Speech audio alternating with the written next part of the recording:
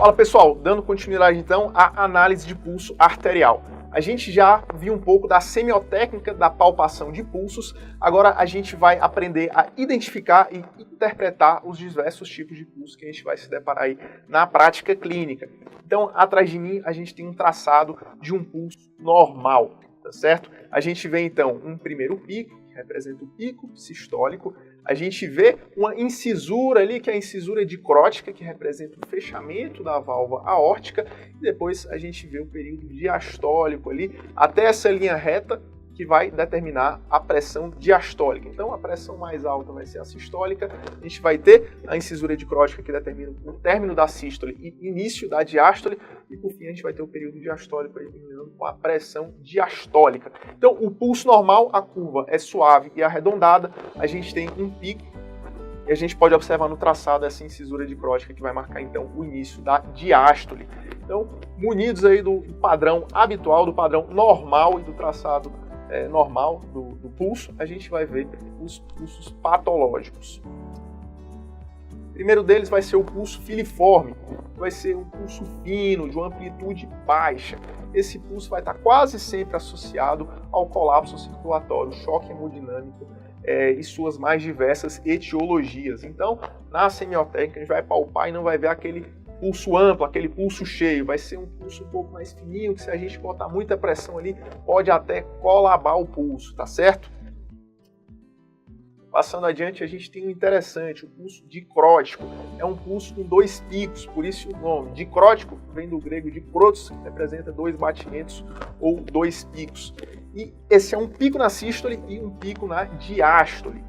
Vai ser diferente de um pulso que a gente vai ver mais para frente, do pulso bisferens, onde a gente tem os dois picos na sístole. Então, o dicrótico, onde é que a gente vai observar? Em pacientes com choque hipovolêmico, com choque cardiogênico devido a uma insuficiência cardíaca grave, tamponamento cardíaco e um choque obstrutivo e condições diversas com baixo volume sistólico ejetado. Na semiotécnica, na palpação de pulsos periféricos ou centrais ali do carotídeo, a gente pode fazer a palpação pareada com a ausculta. Então a gente vai ter um primeiro batimento acompanhado do pico sistólico e no período diastólico a gente vai ter outro pico, tá bom? Esse pulso é mais infrequente, mas pode ocorrer nessas situações que a gente acabou de comentar. Passando para frente, a gente tem o pulso, talvez o mais famoso aí, o parvus e tardus. Parvus vem do latim pequeno, tardus, tardio.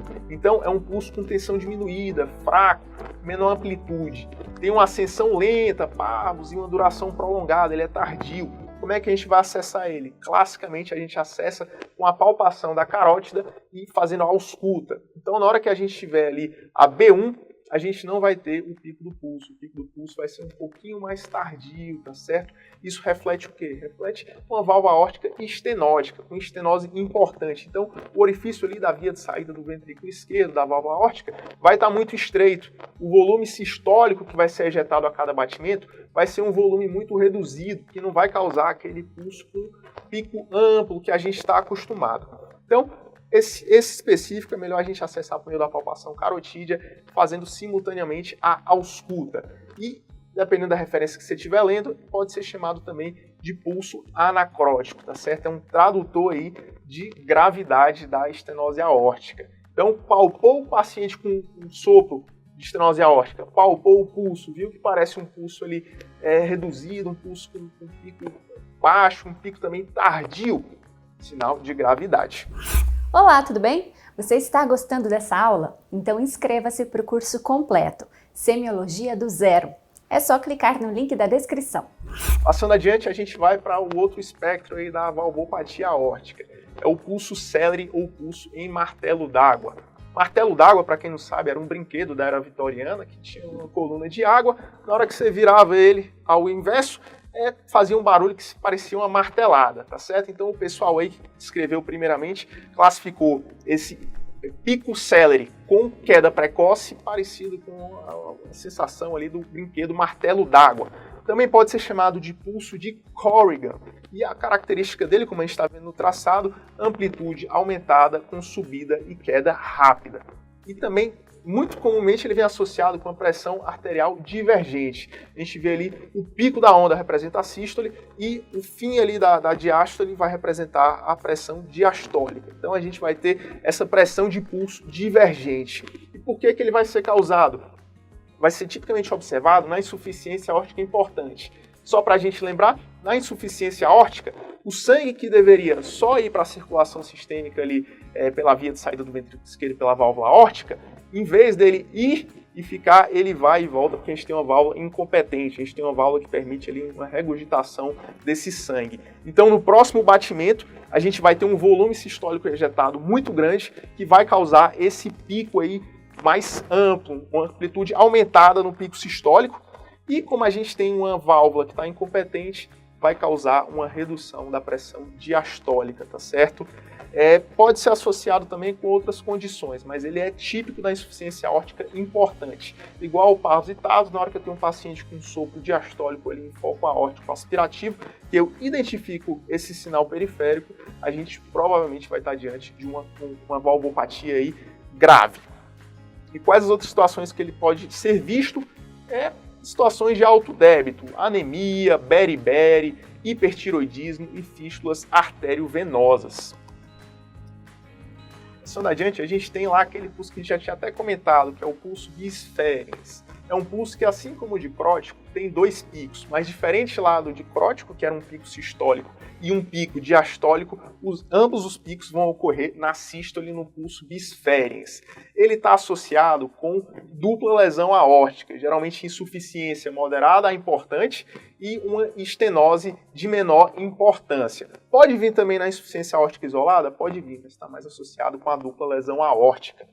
Outras causas que podem ser vistas, principalmente na cardiomiopatia hipertrófica. No traçado a gente consegue ver então que a gente tem um pico inicial, a gente tem um segundo pico e depois a gente vê a incisura dicrótica ali que marca o fim da sístole. Então, dois picos na sístole, diferente do dicrótico, que é um pico sistólico e um pico diastólico. Na semiotécnica da palpação desse pulso, na hora que a gente palpar aqui o radial ou um pulso central, a gente vai realmente sentir essa percepção de dois batimentos, de duas pulsações, ou melhor dizer, na sístole. Prosseguindo, nós temos o pulso alternante ou pulso alternans, que ocorre uma alternância na palpação de um pulso amplo, geralmente vem um amplo seguido por um pulso de amplitude menor, tá certo? Isso pode ficar variando aí, alternando. Principalmente observada em pacientes com um ritmo cardíaco regular, independente do ciclo respiratório, em pacientes com insuficiência cardíaca esquerda grave, tá certo? E cada batimento vai ter um volume sistólico ejetado diferente. Então, num batimento eu posso ter um volume ejetado maior, que vai dar um pulso mais amplo. No outro batimento com volume ejetado menor, a gente vai ter um pulso com amplitude reduzida. Típico, então, de insuficiência cardíaca em quadros graves. E, por fim, nós temos o pulso paradoxal, ou pulsos paradoxos, ou pulso de Kussmaul. Fale como quiser. O que é que caracteriza esse pulso? Seria a variação inspiratória do pulso, tá certo? Então vamos lá para a fisiopatologia dele. Quando a gente faz a inspiração, a gente reduz a pressão intratorácica, aumenta o retorno venoso, aumenta o sangue ali chegando então na região direita do coração. Na hora que está chegando esse sangue na parte direita do coração, a gente tem um pequeno desvio do septo interventricular para o lado esquerdo. Isso ocasiona uma pequena redução da pressão arterial sistólica na inspiração. Esse é um mecanismo fisiológico, tá certo? O pulso paradoxal nada mais é então do que uma exacerbação do fisiológico. Na inspiração, a gente tem um desvio mais acentuado ali do septo interventricular para o lado esquerdo do coração. Isso causa uma redução mais importante da pressão sistólica, maior do que 10 milímetros de mercúrio. É um pulso classicamente descrito no tamponamento cardíaco, mas que pode ser observado em outras condições, como na pericardite constritiva, num quadro de embolia pulmonar, na asma grave, obesidade extrema, gravidez, doenças obstrutivas pulmonares, tá certo? E aí você me pergunta, mas professor, o senhor falou então que é uma exacerbação de um mecanismo fisiológico. Então por que pulso paradoxal? Na época que o camarada o Kussmaul descreveu, o que é que ele notou? Que apesar da percepção tátil do pulso está diminuída na inspiração, a atividade pré-cordial mantinha-se inalterada, tá certo? Então o paradoxo foi esse. A atividade pré-cordial inalterada com redução ali da percepção do pulso e redução também da pressão sistólica maior do que 10 milímetros de mercúrio à ausculta ali da pressão. Então, esse seria o último pulso que a gente veria alterado. A gente passa, então, por todos os tipos de pulsos, tanto o fisiológico normal, quanto os patológicos, tá certo? E a gente conclui a análise de pulso arterial. Já munidos da semiotécnica, agora a gente aprendeu a identificar e interpretar os diferentes pulsos que podemos aí nos deparar na prática clínica.